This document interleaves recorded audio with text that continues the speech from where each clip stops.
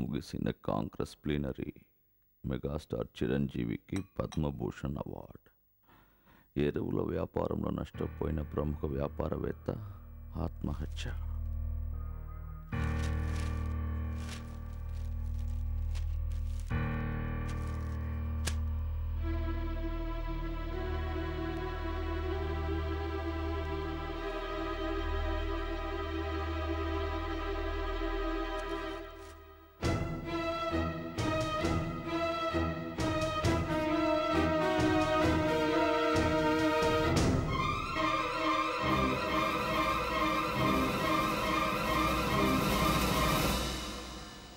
మనం తప్పు చేశాం. అరవింద్ వాళ్ళ నాన్న ఇలాంటి నిర్ణయం తీసుకుంటారని నేను కళ్ళ కూడా ఊహించలేదు. మొదటి నుంచి డబ్బే ఆయనకి సమస్య అయింది. లేదంటే వాళ్ళ ప్రేమకి అడ్డు చెప్పేవారు కాదు.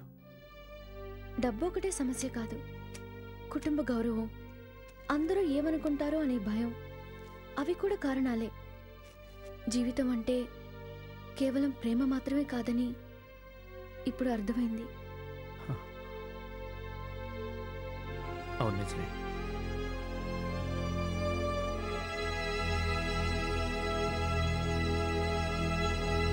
లక్ష్మి, లక్ష్మి, లక్ష్మి.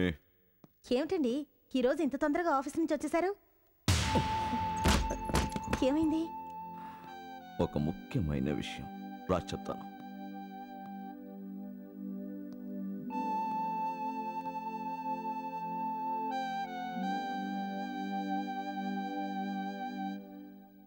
అన్నిటినీ పోగొట్టుకున్నాను. ఇన్నేళ్ల నుంచి కష్టపడి సంపాదించినదంతా పోగొట్టుకున్నాను. ఒక చిన్న తప్పు చేసి నష్టపోయాను. భయపడకు. నువ్వు రోజు ఆ దేవుడికి చేసే పూజల పుణ్యమో లేక బిజినెస్లో నా నిజాయితీనో లేదా మన పిల్లల అదృష్టమో ఏదైనా కానీ అది మనల్ని కాపాడింది. దేవుడు ఒక తలుపు మూస్తే ఇంకో తలుపు తీస్తారని అంటారు, కానీ నా విషయంలో అన్ని తలుపులు మూసేశారు.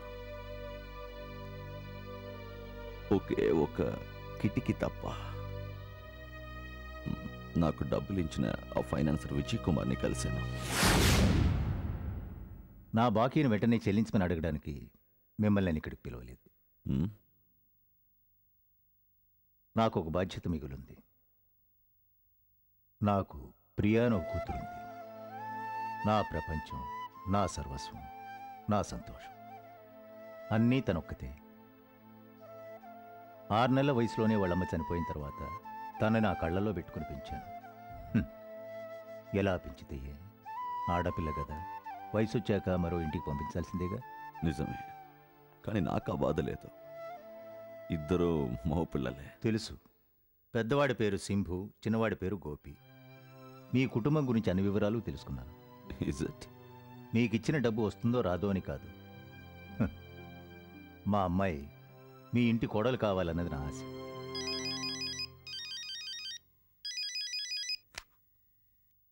హలో.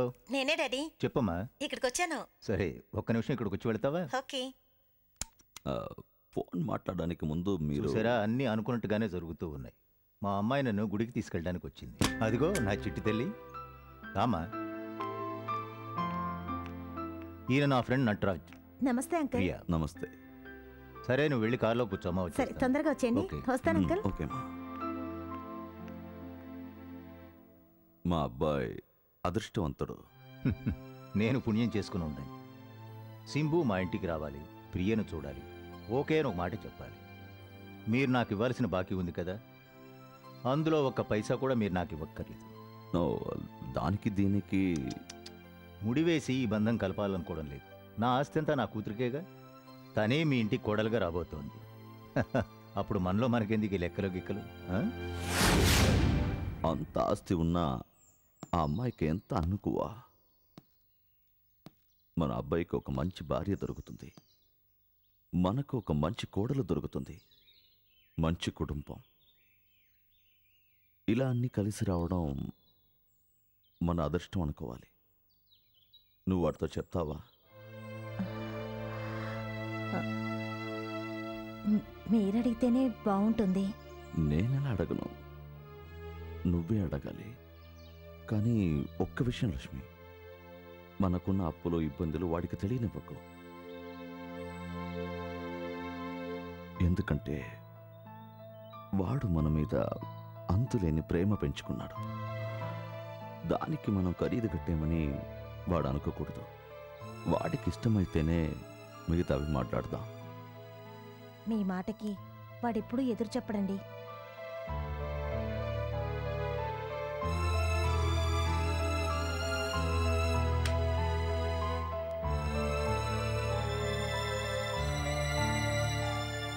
సరే, ఇవాళ సాయంత్రం కల్లా మాట్లాడతాను. మాట్లాడతాను. సరే, నేను మాట్లాడతానులేండి. సింబు, తెలుసు, మీ నాన్నతో పాటు వచ్చేవాడివిగా. ఈవిడ త్రిష. త్రిష లవ్వా? కూర్చోండి ప్లీజ్.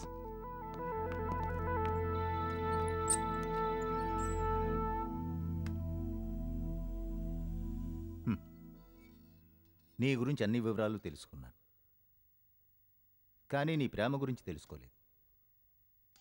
ఈ విధంగానే ఒక్కొక్కరి వెనుక ఇంకొకరు తెలియని ఎన్నో కథలుంటాయి.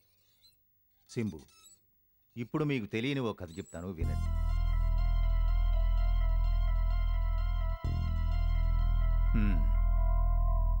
ఓ పెద్ద కోటీశ్వరుడు, అతనికి ఒక్కరితే కూతురు. పాపం తన 6 నెలల వయసులో ఉన్నప్పుడే వాళ్ళమ్మ చనిపోయింది. ఆ తర్వాత అమ్మాయికి అమ్మా నాన్న అన్నీ అతనే. తనని ప్రాణానికి ప్రాణంగా రాణిలాగా పెంచాడు.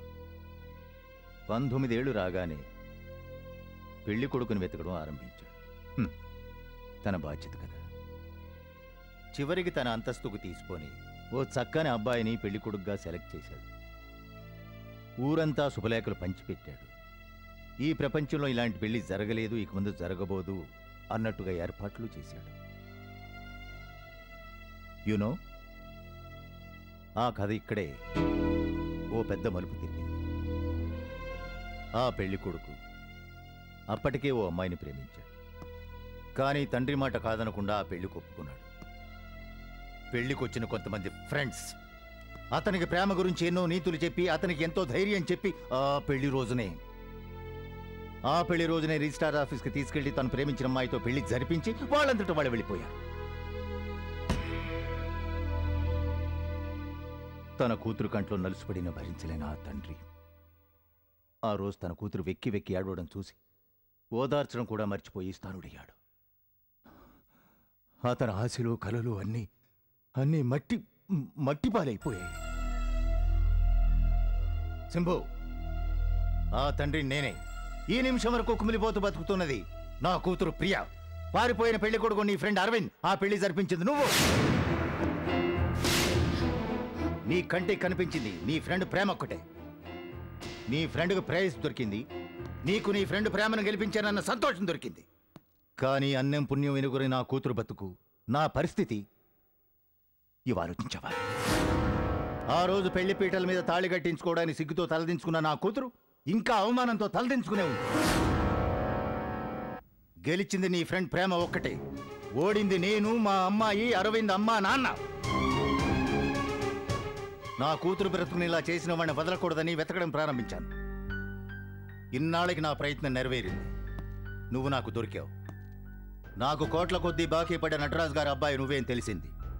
అందుకే మీ నాన్నతో బేరం పెట్టాను.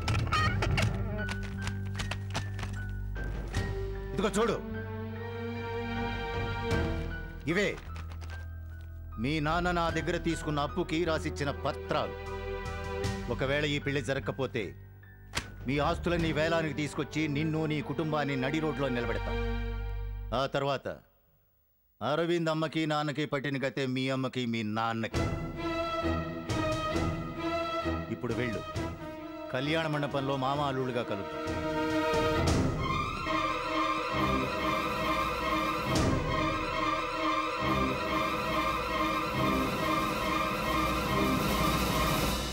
నీకు 24 ఏళ్ల వయసు వచ్చింది. మంచేదో చెడేదో తెలుసుకునే జ్ఞానం కూడా నీకు వచ్చుండాలి.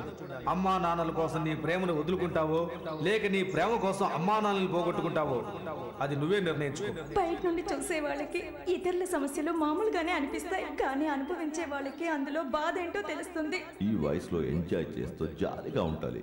చూడు, ఆ వయసులో నేను ఎలాగో ఎంజాయ్ చేయలేదు. నీ వయసులో నేను అనుభవించని ఆనందం అంతా మీరు అనుభవించాలి. అదే నా ఆశభావం. ఇంతకు ముందు మనం చేసిన తప్పు వల్ల అరవింద్ నాన్న ఆత్మహత్య చేసుకున్నారు. ఆ సమయంలో మనకి అరవింద్ అనువుల ప్రేమ చాలా గొప్పదనిపించిందే గాని అరవింద్ కుటుంబం గురించి మనం ఆలోచించలేదు. కనీసం ఇప్పుడైనా మీ కుటుంబం గురించి ఆలోచించాలి. మా ఇంటి గేటుకి అడ్డంగా ఒక్కసారి కారు ఆపినందుకు 1000 సార్లు సారీ చెప్పారు మీ నాన్న. అలాంటి ఆయన డబ్బులు తీసుకుని తిరిగి ఇవ్వలేకపోతే ప్రాణాలైనా ఇచ్చేస్తారు.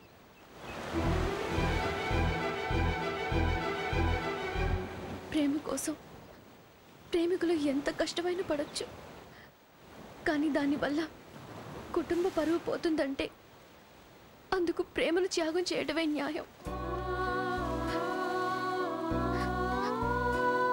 నువ్వు ఇక్కడికి వచ్చే ముందు ఏ నిర్ణయం తీసుకుని ఉంటావో నాకు తెలుసు. ఆ నిర్ణయమే నేను తీసుకున్నాను. మనిద్దరి మనసులు ఒకలాగే ఆలోచిస్తాయి. పరిస్థితిని అర్థం చేసుకొని నువ్వు ఇలా మాట్లాడుతుంటే నీ మీద నాకున్న ప్రేమ అభిమానం ఇంకెక్కువవుతున్నాయి. ఏం చేద్దాం, మనకింతే రాసుంది.